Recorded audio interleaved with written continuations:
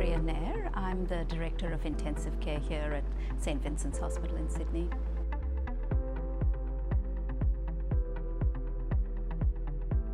Growing up as a child, I always liked learning and studying, and I loved science, and it was pretty much the life sciences that I knew I wanted to get into. I really thought I wanted to be a vet, and I put all my energy into being, trying to get into veterinary medicine.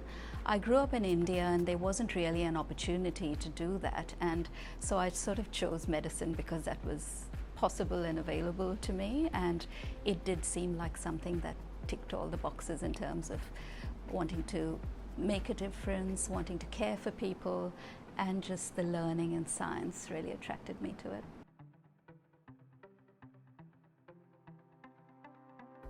So I think medicine as a career has its challenges, whether you're a man or a woman, and it's more than a profession, it's really a vocation, and it spills into every aspect of your life. So, pretty much if you're doing medicine, your life is never going to be the same again. It influences all aspects in a positive way, I would say, to the most extent. So for women and men, I think that can be a challenge, compartmentalizing your personal life and your professional life. And for women, sometimes more so, obviously, because of the responsibilities of parenting and the other responsibilities for caring that they take on.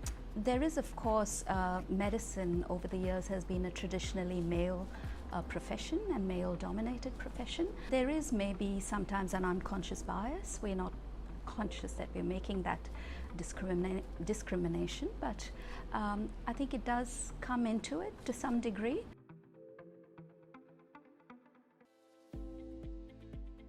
I think women in leadership positions in medicine or in clinical positions, I think seeing somebody doing that, I think has a very strong influence on young women looking to go down that track, and also nurturing those young people to do those careers, I think, which were traditionally seen as male specialties, that a woman can do it and do it well.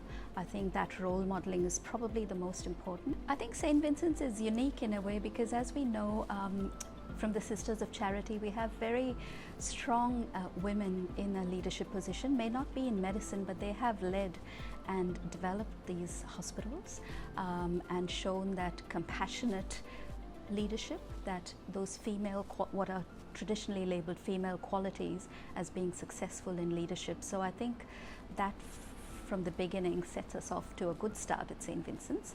When I took up my position as director, I was the only female department director in the hospital, but that has changed so much in the last few years, and I think that comes from the top as well, from our executive, from our CEO, who's been very proactive and also encouraging of women in leadership. And so I've always found that I had that support.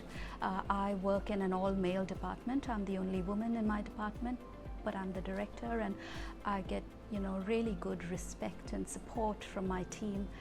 So I think that things are definitely changing for the better.